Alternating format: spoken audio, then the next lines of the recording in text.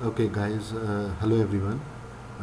This is Sanan, and I'm going to show you some of my results that I have performed here on FMLs. FMLs are fiber metal laminates, which are a kind of a sandwich structures composed of metal and composite materials. In this FMLs, we have used a typical glare 2 by 1 FML in which two layers of aluminium is there, and as you can see here, two layers of aluminium, and let me make it more precise. Yes, not till now. Material, yes. So these are the two light green layers that you are seeing are the two aluminum layers of around 0.6 mm, and there are still four layers. You can see 1, 2, 3 and 4 layers of composite materials, where this layer is 0 degree, then 90 we have, then we have again 90 and then 0. So this layer consists of 2 by 1, 2 layers of aluminum and 1 layer of whole laminate, where a laminate layer consists of 0, 90, 90, 0 composites. So a tensile testing on it is performed, and in some of my later videos that will be coming up soon, and I will going to show how to model them. But for now, I'll try to show some of the results that I have obtained. And these two aluminum layers are modeled as a solid continuum elements, as a solid elements, C3D8 elements that we have used, and composite layers are used as solid continuum elements. In the aluminum layer, we have used Johnson-Cook initiation parameter accompanied with damage criteria, which consist on strain rates and the strain variables. And for composites, we have used the 2D Hushin damage criteria that is inbuilt in the package to evaluate its strength. This is only a 1/4 model of what you are seeing here. This is a tensile specimen. I'll try to show you in a more better way. Okay, sorry. So this is the full tensile dog bone specimen that you are used to see, where you are used to fix this part and then try to load this part. So it's a kind of a displacement control boundary condition. So since loading and geometry is symmetry along this axis and along this axis, so only 1/4 model is acceptable at this point. So I'm just trying to give you an idea of how it's going to look. So let's remove the symmetry, and this is our model. I've also used the cohesive zone, and when I'm going to make the model, then I'll show you more completely how these parameters are defined in Abacus CAE.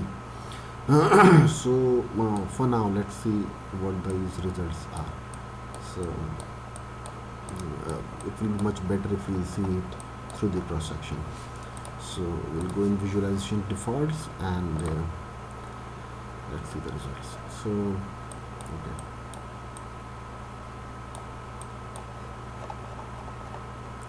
So okay, I'll make this as a envelope, so proper layers are being shown. Okay, so this is the stress control, there's nothing more in it. Let's go to now this is Hushin failure criteria in compression, fiber compression. Then this is criteria in tension, then matrix compression and matrix tension. So usually since it's a tensile process, so matrix tension and fiber tension will be more predominant in this situation. So let's see what these matrix tensions say. So matrix tension says that these two layers, which consist of actually 90-degree layers, I mean the fibers are oriented at 90 degrees, so these two layers fail first, and then the effect is coming on the other layers. You can see it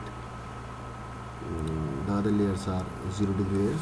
So first these layers fail, then the effect is came on these layers. Okay, we can animate it and you can see it more clearly. You can see the stress gradients. See this is the failure, and the first fail is 90-degree layers, which are these two middle layers, and then these stress contours are going. This is also the delamination is taking place. I'm going to explain that as well. So that is what it is. Oh, it's hanging out. Okay. Apart from this, we have a fiber tension criteria also, in which these layers will going to fail. So how these layers? Okay, the moment it reaches unity, these layers has failed. You can see it very clearly. The moment this Hashim failure criteria reaches unity, these two layers has failed.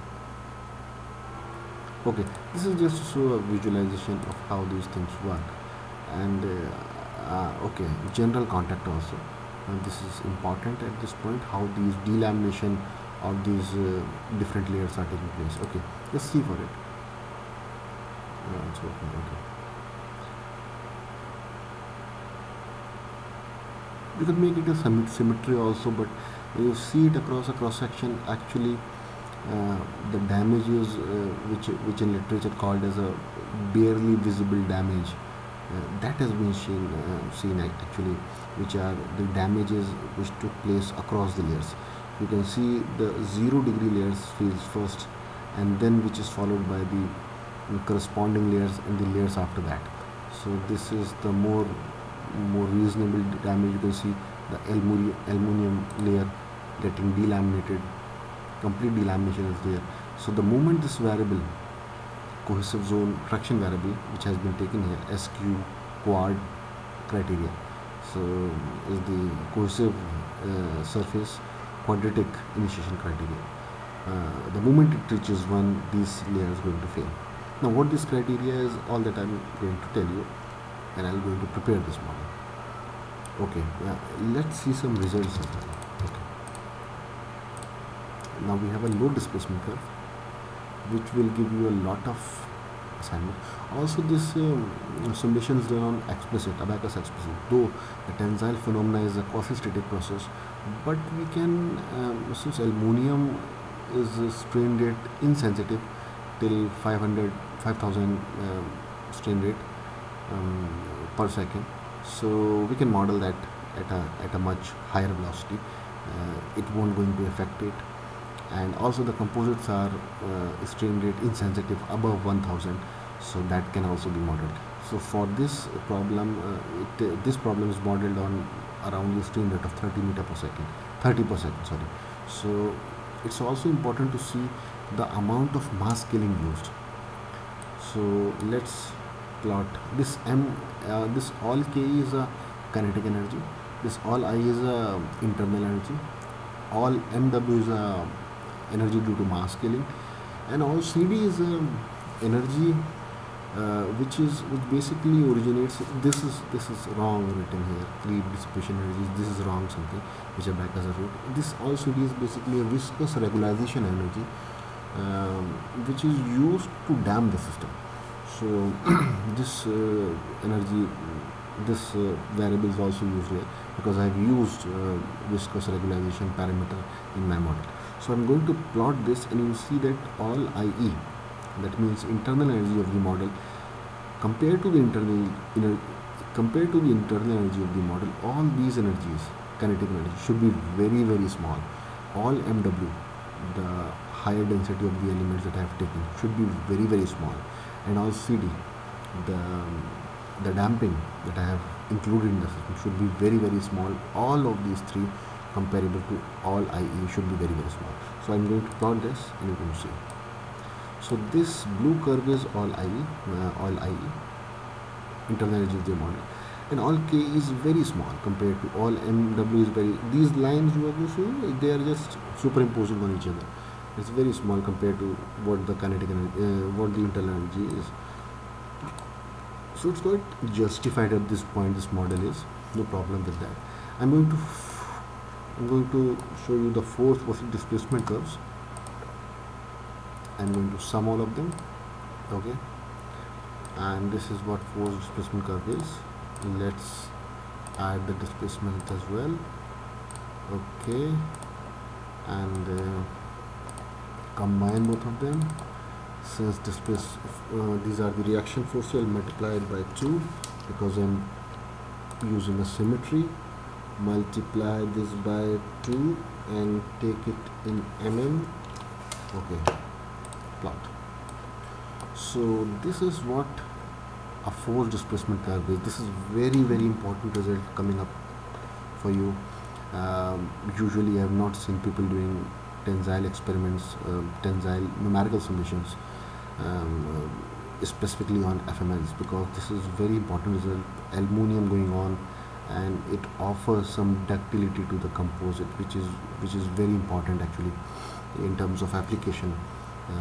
You obtain actually, since composites are highly brittle materials, they don't offer any kind of ductility, though they have high strength, but they are very brittle. So though the strength of the composites, but the moment aluminum is added to it, it offers a kind of ductility in a system. So the 12,000 mark of the force that has been reached is reached due to the composites, but the failure is delayed and the displacement is increased. So our failure, this increase in displacement shows the delay in the failure actually. So, and then after that there is no catastrophic failure to zero load. At least aluminum is taking the load after that, and which will be going to fail when its maximum tensile strength is reached. So that's a point to be seen here. The damage initiation, after the damage initiation, the evaluation is not instantaneous, so which actually helps to use composites in structures like tanks, aircraft, and all these military plastics applications. So it's something very important here. Apart from this, the major reason why you people are seeing this video is the effects and how these things can be modeled, and there are some more results that I could have shown to you, but those results might not be in interest to you. These might be my specific PhD research. So this you can see how the delamination is taking place between the aluminum and the composite layers. So all these things are there for the for right now. So thank you guys. Anything that you need to add up, you can comment on between. You can comment below, or you can subscribe to the channel. I'm going to answer everything that you ask. Thank you.